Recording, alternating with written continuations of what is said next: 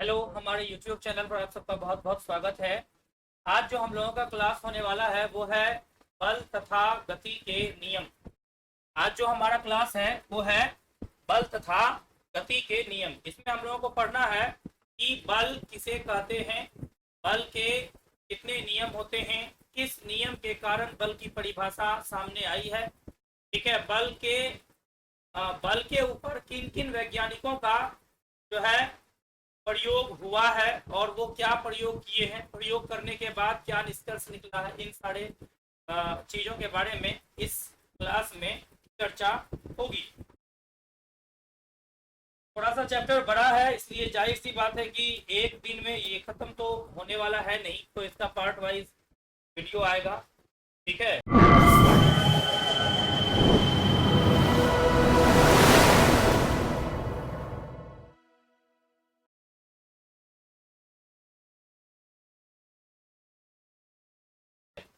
आज के वीडियो में हम सबसे पहले पढ़ेंगे बल किसे कहते हैं। ठीक है, और बल के उपयोग से हम क्या सब कर सकते हैं। सबसे पहला जो क्वेश्चन है वो है बल किसे कहते हैं। ठीक है, पहले आप पढ़िए बल किसे कहते हैं। ठीक, चलिए इसका उत्तर जो है बल किसे कहते हैं, इसका उत्तर आप खुद भी दे सकते हैं। जैसे कि बल बल जब आपके सामने कुछ नया चीज, एक नया शब्द आया है ये बल का। ठीक है, सोचिए, इमेजिन करिए जरा, जब आप एक दीवार पर धक्का लगाते हैं तो क्या होता है, क्या होता है? बल लगता है। दीवार पर धक्का लगने के बाद दीवार में कोई परिवर्तन बताओ। दीवार पर जब धक्का लगाते हो तो दीवार में कोई परिवर्तन आता है कि नहीं, ये बताओ। है नहीं ना? अब बताओ कि कोई एक रबड़ पर जब बल लगा के खींचते हो तो क्या होता है, क्या होता है? उसकी आकृति, आकार जो है उसका चेंज होता है। पहले की अपेक्षा वो ज्यादा क्या होता है, फैलता है ना? उसका आकार में परिवर्तन आता है ना? चलो, बल लगा करके, जैसे जब कोई फुटबॉल में तुम एक किक लगाओगे पैर से तो क्या होगा? बल तो लगेगा, लेकिन फुटबॉल पर क्या असर पड़ेगा ये बताओ। फुटबॉल जो एक जगह पर स्थिर होती है, उस फुटबॉल में जब हम एक किक लगाते हैं तो वह फुटबॉल गति में आ जाती है ना? वह फुटबॉल गति में आ जाती है। कहने का क्या मतलब हुआ कि बल लगा करके आप किसी वस्तु को किसी स्थिर वस्तु को गति में ला सकते हैं, है ना? बल लगा करके किसी वस्तु को, अगर कोई वस्तु गति में है तो उस पर बल लगा करके उसकी गति को कम या ज्यादा कर सकते हैं। बोलिए, सही बात है जी। यदि कोई वस्तु गति में है तो बल लगा करके उसकी हम दिशा बदल सकते हैं। बदल सकते हैं कि नहीं? जी, है? कहने का मतलब बल जो है एक कारण है जिस कारण से वस्तु की, गतिशील वस्तु की दिशा बदल जाती है। या फिर आप कहिए कि स्थिर वस्तु गति में आ जाती है, गतिशील वस्तु का गति कम हो जाता है ना? इस तरह की बात बल से हो सकती है। कहने का मतलब बल वह कारण है, क्या हो जाएगा? बल वह कारण है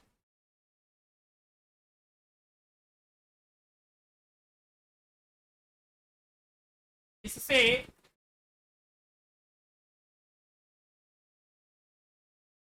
इससे किसी वस्तु की, ठीक है, ऐसे वस्तु की यहां हटा देते हैं। इसका हम एक दूसरा परिभाषा आगे चल करके लिखाएंगे। अभी केवल जो समझाए हैं वो लिखा रहे हैं। बल वह कारण है जिससे किसी गतिशील वस्तु की दिशा बदल सकते हैं, है ना, नंबर 1। नंबर 2, स्थिर वस्तु में गति ला सकते हैं, है ना, स्थिर वस्तु में गति ला सकते हैं। नंबर 3, स्थिर वस्तु में हम क्या कर सकते हैं, गतिशील वस्तु में हम क्या कर सकते हैं, उसका दिशा बदल सकते हैं, है ना, है। अच्छा, गतिशील वस्तु की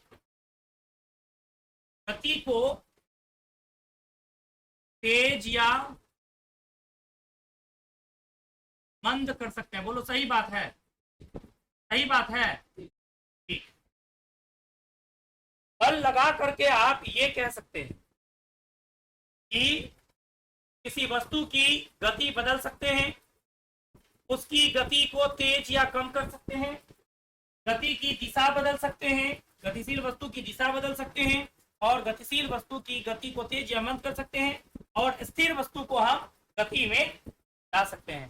बल लगाकर आप ये 3 काम कर सकते हैं, है ना। चलिए इसको लिख लीजिए। अब हम लोगों को देखना है कि यदि किसी वस्तु पर बल लग रहा है तो उस बल के बारे में यदि पूरी जानकारी चाहिए तो हमें किन किन बातों का ख्याल रखना पड़ेगा। ठीक है, कहने का मतलब हुआ कि किसी बल की संपूर्ण जानकारी के लिए संपूर्ण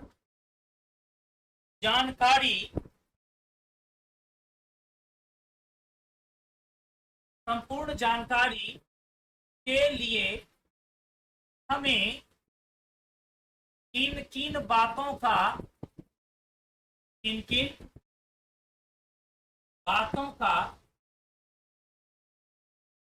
ज्ञान आवश्यक है। ठीक है, बल, अगर आप किसी बल के बारे में संपूर्ण जानकारी लेना चाहते हैं तो आपको किन किन बातों का ज्ञान रखना होगा। किसी बल की संपूर्ण जानकारी के लिए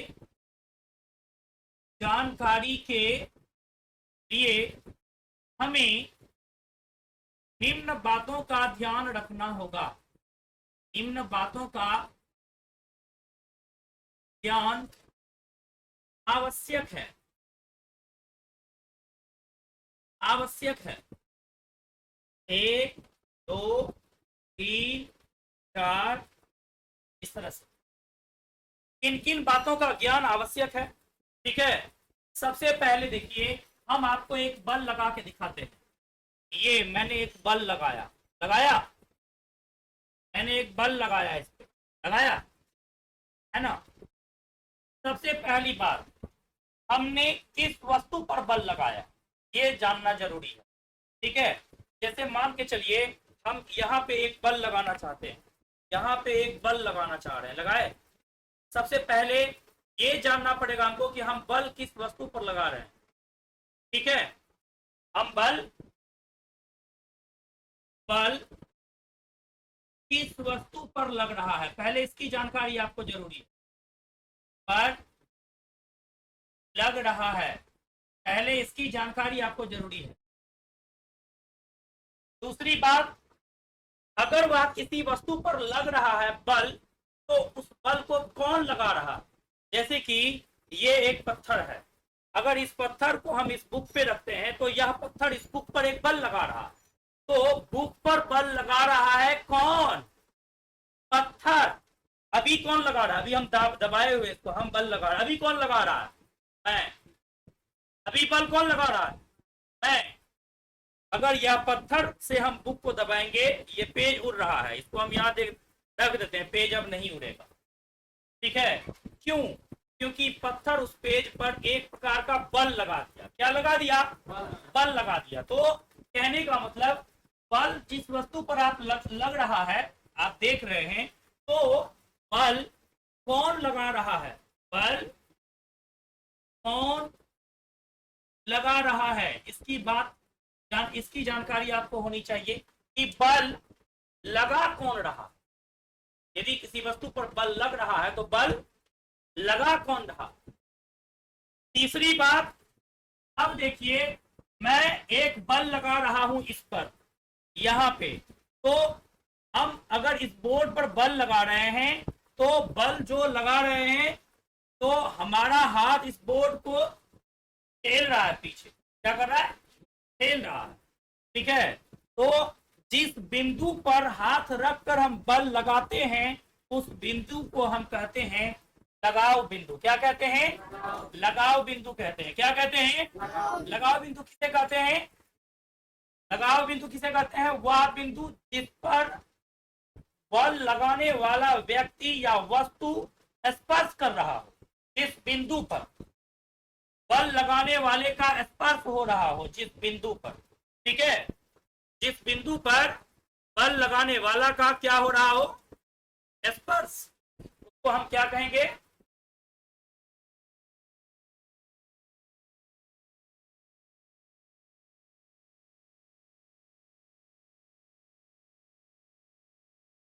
जिस बिंदु पर बल लगाने वाले का स्पर्श हो रहा है उसे हम लगाव बिंदु कहते हैं। मतलब बल का लगाव बिंदु क्या है, बल का लगाव बिंदु क्या है, बल का लगाव बिंदु क्या है, ठीक है। आपको पहले ये देखना पड़ेगा, तीसरी बात। अब चौथी बात है कि बल जो लग रहा है, ठीक है, उसकी दिशा किधर है। जैसे हम जब इस बोर्ड पर बल लगा रहे हैं तो हमारी दिशा किधर है, इधर से बोर्ड की तरफ, है ना, है ना, इसी को दिशा बोलते हैं ना। मतलब कि बल की क्रिया रेखा की दिशा क्या है, ये आपकी चौथी बात, दिशा क्या है। अगली बात है, हम जो बल लगा रहे हैं किस परिमाण में लगा रहे हैं, मतलब कितना बल लगा रहे हैं, कितना, है ना। हम जो बल लगा रहे हैं, बल का मात्रक होता है Newton, 1 Newton, 2 Newton, 5 Newton, 10 Newton. तो बल हम इस बोर्ड पर जब बल लगा रहे हैं तो कितना लगा रहे हैं, बल का परिमाण क्या है, कहने का क्या मतलब हुआ, बल का परिमाण क्या है, ठीक है। 6 नंबर की बात है कि हम जो बल लगा रहे हैं वह किस प्रकार का बल है। बल का प्रकार अभी हम आपको बताए नहीं है, ठीक है, बल का प्रकार हम इसके बाद आपको बताएंगे, ठीक है। बल का प्रकार क्या है, ये आपकी अंतिम बात, ठीक है। अगर किसी वस्तु के बारे में, सॉरी, अगर किसी बल के बारे में संपूर्ण जानकारी चाहिए तो इन 6 प्रश्नों का जवाब आपके पास होना चाहिए। इन 6 प्रश्नों का जवाब आपके पास होना चाहिए, ठीक है। चलिए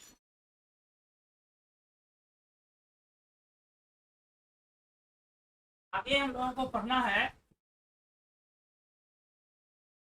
संतुलित बल, संतुलित बल और असंतुलित बल, ठीक है। संतुलित बल और असंतुलित बल। संतुलित बल किसे कहते हैं, अब देखिए, यदि 10 व्यक्ति मिलकर के एक दीवार पर बल लगाए और दीवार को दूसरी तरफ धकेले तो क्या होगा, दीवार गिर जाएगा या रहेगा, नहीं गिरेगा मेरे अंदर से। 10 व्यक्ति मिलकर के, अभी तुम 10 हो, इस दीवार को धकेलो तो गिरा देते हो क्या, लेकिन इसी दीवार को यदि जेसीबी से धकेल दिया जाए तब क्या होगा, तब गिर जाए। कहने का मतलब जब आप किसी वस्तु पर बल लगाते हैं और उस वस्तु के स्थान में कोई परिवर्तन नहीं आता, तब समझिए कि आप एक संतुलित बल लगा रहे हैं। क्या लगा रहे हैं? संतुलित बल। हम अभी इस बोर्ड पर बल लगा रहे हैं, लेकिन अभी यह बोर्ड उस तरफ गिरा नहीं, यह अपने जगह पर खड़ा है, स्थिर है। तो मतलब हमारे द्वारा लगाए गए कुल बल का जो परिणामी बल है वह 0 है। ठीक है। और जब तक परिणामी बल 0 से बढ़ेगा नहीं, तब तक वस्तु गिरने वाला नहीं है, वस्तु में कोई परिवर्तन होने वाला नहीं है। ठीक है। कहने का मतलब हुआ कि किसी कण पर लगे हुए 2 या अधिक बलों का परिणामी बल, ठीक है, यदि उस कण पर प्रभाव दिए हुए बलों के सम्मिलित प्रभाव के समान होता है, ठीक है, जब हम किसी वस्तु पर 1 या 2 या 3 या कई बल लगाते हैं और हमारे सभी बलों का परिणाम जो है वह, जब हम किसी वस्तु पर बल लगाते हैं तो वह भी हमारे ऊपर बल लगाता है। ठीक है।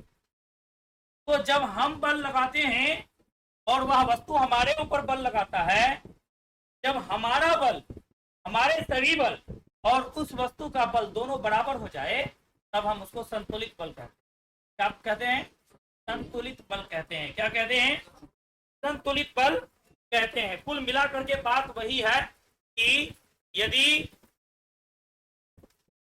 कुल मिलाकर के बात वही है कि यदि किसी वस्तु पर लग रहे बल या बलों के समूह का परिणामी बल यदि 0 हो तो उसे संतुलित बल कहा जाता है। ठीक है। पहले हम आपको संतुलित बल का बताएंगे। संतुलित बल, ठीक है, जब किसी कण पर लग रहे बल या बलों के समूह का परिणामी बल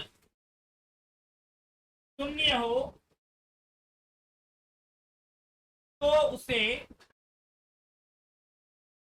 संतुलित बल कहते हैं। क्या कहते हैं? संतुलित बल कहते हैं। ठीक है। और असंतुलित बल किसे कहते हैं? बस केवल नहीं लग जाएगा। असंतुलित बल किसे कहते हैं?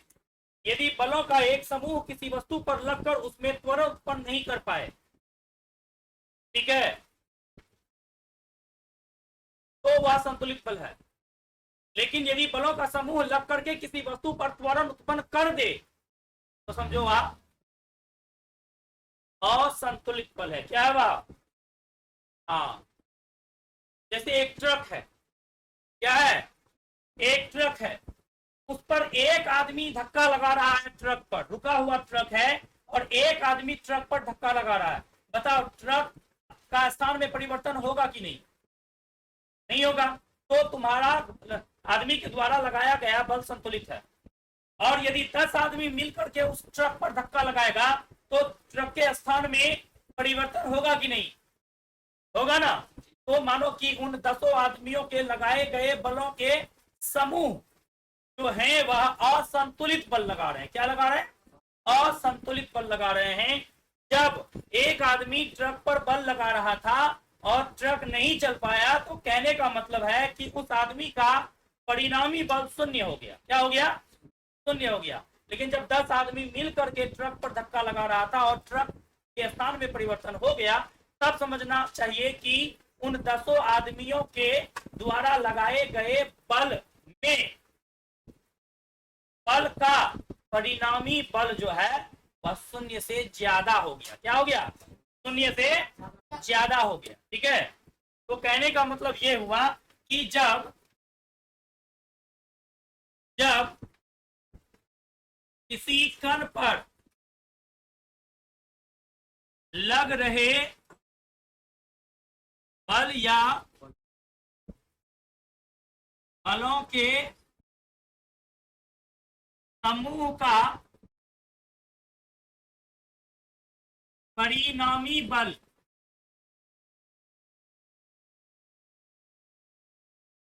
शून्य नहीं हो तो से क्या कहेंगे? असंतुलित बल कहते हैं। कहने का ये मतलब हुआ कि एक बार हम इस दोनों को एक साथ मिलाकर के अच्छे से लिख दे रहे हैं। ये तो परिभाषा हो गया, और इसको यदि आप दूसरे तरीके से समझना चाहें तो ऐसे भी समझ सकते हैं कि यदि किसी कण पर लग रहे बलों के समूह द्वारा कण में त्वरण उत्पन्न हो तो उसे